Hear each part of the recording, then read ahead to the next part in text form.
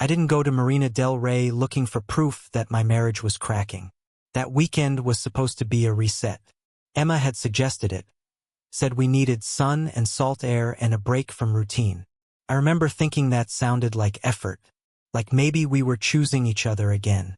Now I look back and wonder if she was just choosing a location. The first day felt normal enough. We checked into a boutique hotel overlooking the marina. White balconies. The smell of sunscreen and ocean breeze drifting through the open windows. She seemed lighter there, almost giddy, taking photos of the boats, fixing her hair before every picture, laughing at things that weren't particularly funny. I told myself it was good. I told myself I'd been too serious lately. Saturday afternoon, we ended up at a waterfront bar. Live acoustic music, the kind of laid-back crowd that makes you feel like you're in a commercial for coastal living. Emma ordered something bright and citrusy. I grabbed a beer and leaned against the railing, watching the boats drift in and out. That's when he appeared. I didn't see where he came from. 1 minute she was next to me, the next she was angled toward him, like gravity had shifted. He was tall, mid-30s maybe, relaxed posture, the kind of guy who smiles like he's already been invited. He said something I couldn't hear and Emma laughed. Not her polite social laugh, but the one she used to give me when we were dating. Head tilted back slightly, hand touching his arm. That's what caught my attention first. The touch. Not a brief accidental brush. Not a casual tap. Her fingers rested there. Light. Comfortable. I watched longer than I want to admit. I tried to decode body language like it was a foreign language I could suddenly understand. The space between them wasn't accidental. It wasn't the awkward closeness of strangers in a crowded bar. It was familiar, intentional. At one point he leaned in and brushed a strand of hair off her shoulder. Slow, unhurried. She didn't flinch, didn't step back, didn't look over at me. That was the moment something inside me tightened. Not explosively, but precisely, like a screw turning one click deeper. I walked over and introduced myself. He smiled, shook my hand, said his name was just passing through. I don't even remember what he said after that. I was watching Emma. She seemed annoyed, not openly, just subtle shifts, a stiffness in her shoulders, a slight impatience in her voice when she explained how we were visiting for the weekend. We left soon after, but the energy had changed. I couldn't unsee it. Back at the hotel that night, I waited until we were both settled. She was scrolling through her phone on the bed, legs crossed, looking at something that made her smile. I chose my words carefully. Hey, that guy from earlier, you two seemed pretty comfortable. She didn't look up immediately. What do you mean? I don't know. Just close. She finally met my eyes. And that's when the temperature dropped. Michael, are you seriously doing this? Doing what? This insecure interrogation thing. It wasn't an explosion. It was controlled, calm, almost clinical. I'm not interrogating you, I said. It just felt off. She sat up straighter, exhaling sharply. You've been exhausted. You're stressed. And now you're projecting. Projecting. The word landed harder than I expected. You were touching him, I said, quieter now. Oh my God, she muttered. So now I can't even talk to someone without you turning it into something ugly? I felt myself shifting into defense mode, which somehow made me look guilty. That's not what I'm saying. You're acting like I did something wrong.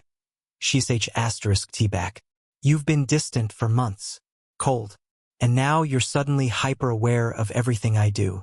There it was, the pivot. The narrative flipped so smoothly I almost didn't notice it happening. You're tired, Michael. You've been running yourself into the ground. And instead of dealing with that, you're looking for problems in me. By the end of the conversation, I was apologizing. Apologizing for overthinking. Apologizing for being tense. Apologizing for even bringing it up. She softened after that, touched my face, said, I need you to trust me. And the worst part? I wanted to, but something had already changed. Later that night, when she fell asleep, I stayed awake staring at the ceiling, replaying the afternoon frame by frame, the hand on his arm, the hair, The way she hadn't looked for me in the room once. It wasn't dramatic. There was no confession. No undeniable proof. Just a shift. A subtle, almost invisible adjustment in the balance of power. For the first time in our marriage, I felt like I had seen something real and been told it wasn't. And that doubt, that quiet erosion of certainty, followed us home. When we got back from Marina del Rey, I told myself to let it go. That's what reasonable husbands do, right? They don't build cases out of glances and half-seconds of contact. They don't spiral over a hand resting on someone's arm. They trust. So I tried. But something had shifted inside me. Not paranoia, awareness. It started quietly. I'd be sitting in my office and suddenly remember the way she hadn't looked for me in that bar. I'd replay the exact tone she used when she said, "You're projecting." The certainty in her voice. The confidence. The more I replayed that weekend, the more the past few months started rearranging themselves. Emma had been coming home later. Not dramatically late, just late enough to feel inconvenient if questioned. Traffic. Last-minute meeting. Kelly needed to talk. Always reasonable. Always justifiable. Kelly. Her friend had practically moved into our orbit over the last year. Constant girls' nights. Weekend brunches. Long phone calls that ended with Emma rolling her eyes at something I'd supposedly said. Kelly had a philosophy about life. I'd heard it more than once. You only get one sh*T. Don't waste it being stuck. At the time, I thought she was talking about careers. Now I wasn't so sure. I started thinking about the passwords. Emma and I never hid our phones from each other before. Not intentionally. We just never needed to. Then one day, I noticed she'd changed her lock screen. When I jokingly asked why, she said, "Security update. You should do it too." Another small thing. Then there were the showers. Longer than usual. Sometimes immediately after coming home. Sometimes before bed, even if she'd already showered that morning. I told myself it was stress. Or routine changes. But now those details felt sharper. One night, about 2 weeks after the trip, I walked into the living room and she flipped her phone face down so quickly it almost fell off the couch. "What?" she said when she noticed me noticing. "Nothing," I replied. But it wasn't nothing. She'd started dressing differently too. Subtle upgrades. Fitted dresses for work events. Heels on nights that didn't require them. New perfume that she claimed was a gift from Kelly. I began mentally cataloging everything. Not obsessively. Quietly. There was an emotional distance that had been growing for months, and I'd blamed work. I'd blamed exhaustion. I'd blamed myself for not being more present. She'd stopped reaching for me in bed. Stopped asking about my day in any meaningful way. Our conversations had become logistical: bills, groceries, schedules. And when I tried to go deeper, she'd say I was intense lately. One Tuesday evening, I asked if she wanted to watch a movie like we used to. She smiled, distracted, and said she had emails to finish.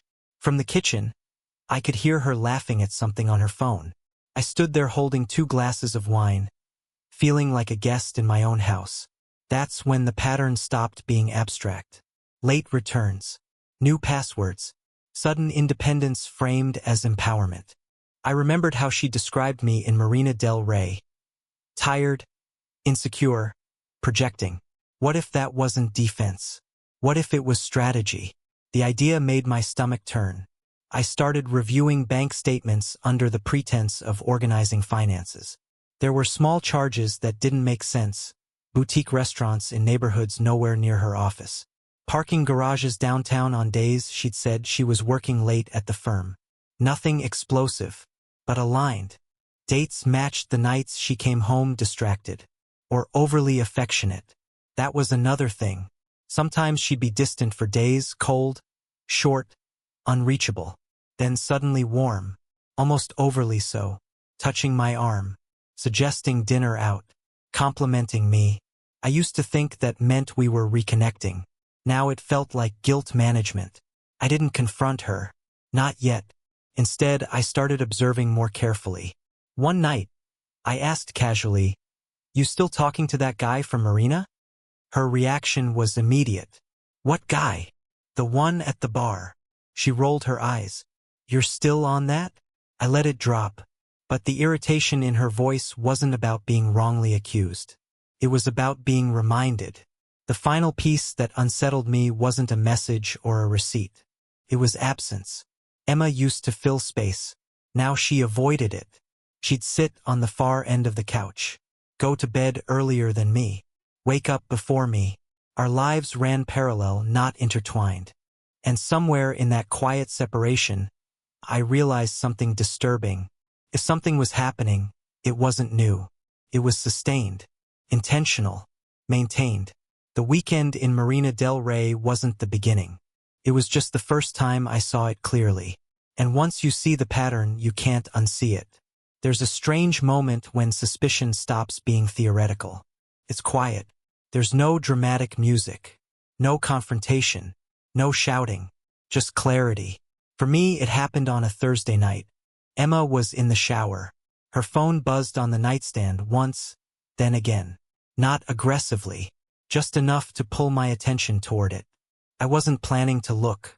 I had promised myself I wouldn't become that guy. But then it buzzed a third time. And something inside me said, you already know. You're just waiting to confirm it. Her phone wasn't locked. That alone told me something. Emma never left it unlocked anymore. The screen lit up with a preview notification. A name I didn't recognize. Dylan R. My chest tightened. The message preview wasn't explicit. It didn't need to be. Same time tomorrow?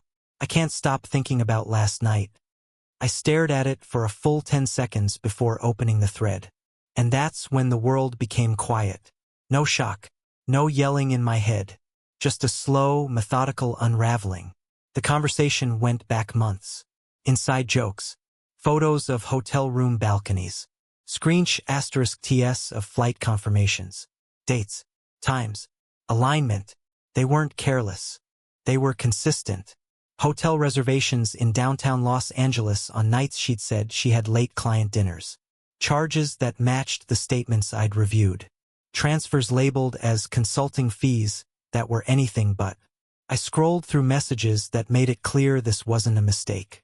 It was a relationship. Planned meetups. Weekend trips disguised as conferences.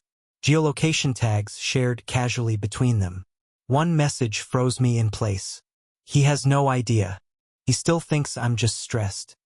The precision of it hit harder than anything else. She wasn't confused. She wasn't lost.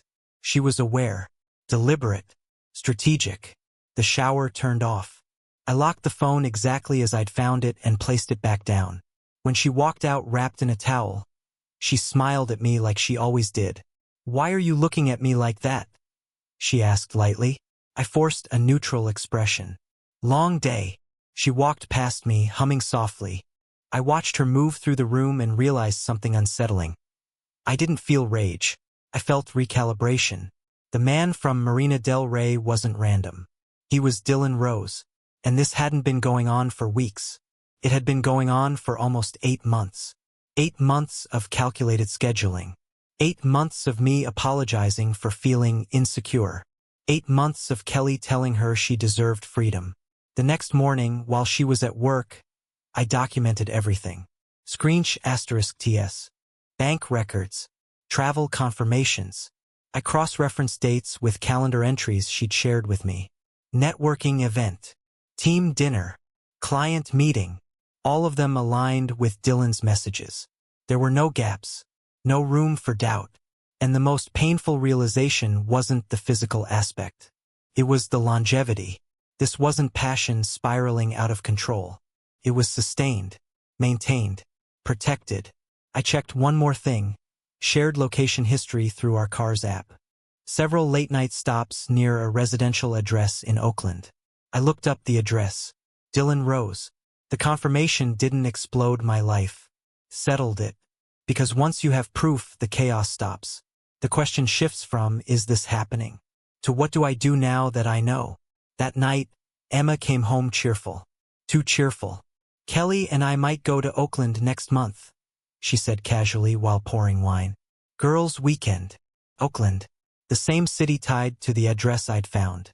I nodded. "Sounds fun." She studied me briefly, like she was checking for cracks. But I didn't give her any, because something inside me had already changed. The confrontation she expected, the explosion, the accusations, wasn't coming. Not yet. What she didn't understand was this. Once I had clarity, emotion became optional. And strategy became necessary. Once I confirmed everything, something inside me shifted from emotion to calculation. There's a clarity that comes with certainty. When doubt disappears, so does chaos. What replaces it isn't rage. It's structure. Emma thought she was still ahead of me. She thought my calm meant confusion. Maybe even weakness. She misread me. The morning after I gathered the evidence, I made coffee like usual. Kissed her on the cheek before she left for work. Asked about her meeting schedule. Normal. Predictable. Safe. She studied me for a second, like she was checking for cracks. There weren't any.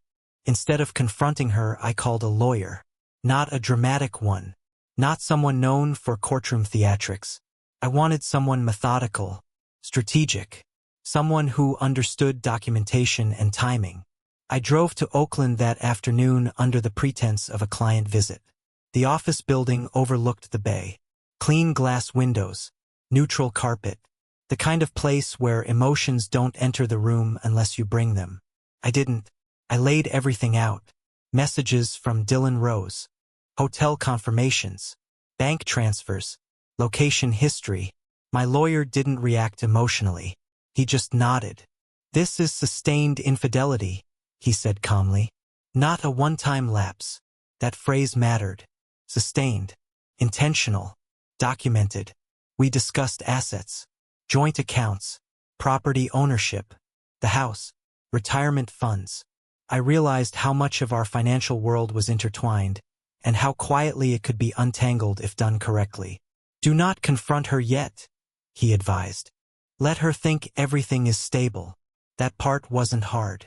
Emma had already framed me as exhausted, insecure, reactive. My restraint fit her narrative perfectly. Over the next 3 weeks, I became disciplined. I moved portions of my personal income into a separate account under legal guidance. Not secretly, strategically. Within the law. Within advice. I copied documents. Deeds. Insurance policies. Tax records. Everything was duplicated and stored securely. Meanwhile, Emma continued living as if nothing had shifted. She still met Kelly for wine nights. Still mentioned Oakland weekends casually. Still left her phone face down when she entered a room. One evening she said, "You've been different lately, quieter."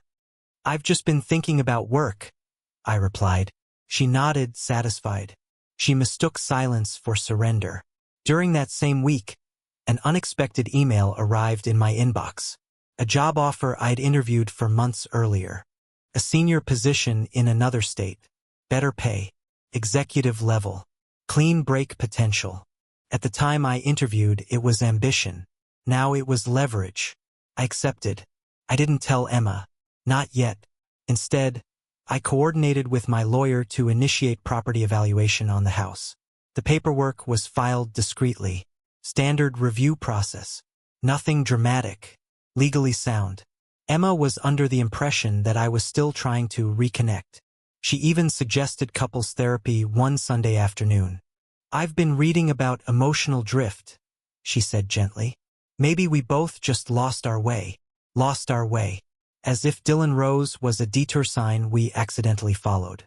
"I'm open to talking," I said, and I was. Just not in the way she imagined. Behind the scenes, sale documents were being prepared. Asset division drafted. Relocation logistics mapped out. The key wasn't revenge. It was timing. If I confronted her too early, she would scramble. Move money. Restructure accounts. Control the narrative. Instead, I let her believe she still controlled the board. There's something almost surreal about living beside someone while knowing your paths are already separating. We still ate dinner together. Still shared a bed. Still discussed grocery lists. But emotionally, I was already gone. One night she mentioned a shared event in Oakland coming up. A charity networking function she and Dylan were both scheduled to attend. She framed it as professional. Harmless. You should come, she said lightly. It'll be good for visibility. I agreed. Not because I wanted to repair anything, but because the timing aligned perfectly. By then, the house would be under contract, my relocation paperwork finalized, and the legal filings prepared for service. Emma thought she was orchestrating her freedom quietly, that she could maintain stability at home while building something elsewhere. She believed I was too passive to notice, too tired to act. She didn't understand that calm can be sharper than anger, that silence can be strategic, that while she was planning weekends in Oakland, I was planning permanence elsewhere. The illusion she held onto, that I would always stay, was the one variable she never questioned. And that was her miscalculation. Oakland was colder than I expected. Not in temperature, in atmosphere. The event was being held at a renovated industrial venue near the waterfront in Oakland. Exposed brick, string lights overhead, catered wine stations and name badges printed in clean serif fonts. The kind of place built for curated conversations and controlled impressions. Emma looked confident when we arrived. Poised. She wore a dark green dress I hadn't seen before. Professional but intentional. The kind of choice that signals presence without appearing loud.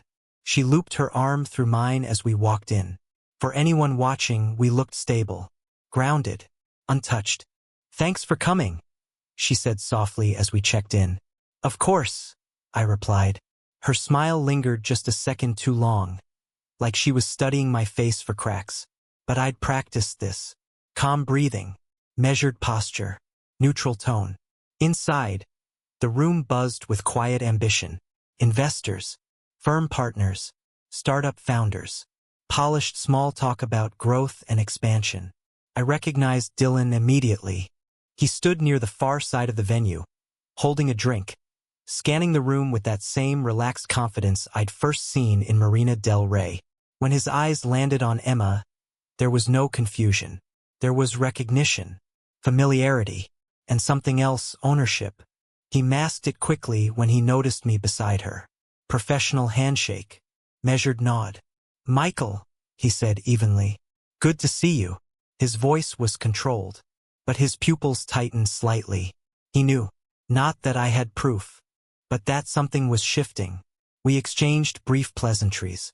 Surface-level conversation about market trends and cross-state expansions. Emma stood between us, smiling in that curated way she'd perfected. For a moment, I almost admired the performance. Then my phone buzzed. Right on schedule. A message from my lawyer. Property sale finalized. Documents recorded. I read it once, then again. The house was officially under contract. Closing date secured. Relocation paperwork processed. Emma still thought we were working through things. She still believed this was temporary tension. I excused myself casually. "I need to make a quick call." She nodded, distracted by someone approaching her. I stepped outside onto the patio overlooking the water. The air smelled faintly metallic from the nearby docks. I called my realtor. "Everything filed?" I asked. "All done," she confirmed. "Keys transition next month. You're clear." Clear. That word carried weight. When I walked back inside, something in me felt lighter. Not triumphant, just resolved. Emma was mid-conversation with Dylan when I approached. He was leaning slightly closer than necessary. She wasn't pulling away. The same body language. The same habitual comfort. Except this time I wasn't questioning it. I stepped beside her. "Emma," I said gently. She turned toward me. "Yeah, I should probably let you know something." Her smile faltered slightly. "What?" "The house sold today." Silence. Not loud. Not dramatic. Just a pause in the rhythm of the room. "What do you mean?" she asked, too quickly. "Paperwork finalized. We close next month." Her face drained of color in a way she couldn't fully control. "You're joking." "I'm not." Dylan looked between us carefully. Not intervening, just observing. "You didn't tell me we were selling the house," she said, her voice tightening. "We discussed financial restructuring weeks ago," I replied calmly. "You said you trusted my judgment." That had been true. She had. because she assumed stability, control. You can't just, she began, lowering her voice. You can't make decisions like that without me. I can, I said evenly. And I did. There was a flicker in her eyes, not just confusion. Fear. What is this? She whispered. This, I replied, is forward movement. The words landed slowly. You're relocating, aren't you? She said. Yes. To where? Out of state. For work. For life. Dylan shifted slightly, uncomfortable now. The dynamic had changed. The quiet confidence he'd carried earlier was gone. Emma's composure fractured. You knew, she said softly. You've known. For a while. And you just pretended?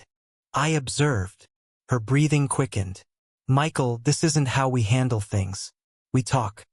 I tried talking in Marina, I said. You said I was projecting. The reference hit her harder than I expected. That was different, she whispered.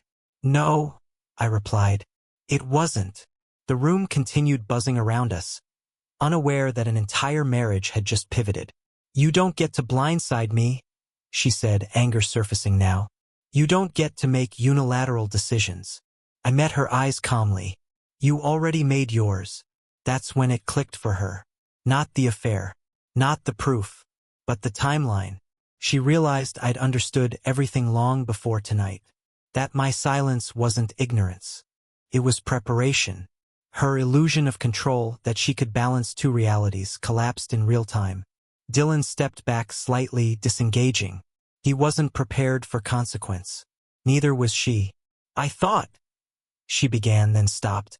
You thought I'd stay, I finished gently. She didn't deny it. The most striking part wasn't her anger. It was the disbelief.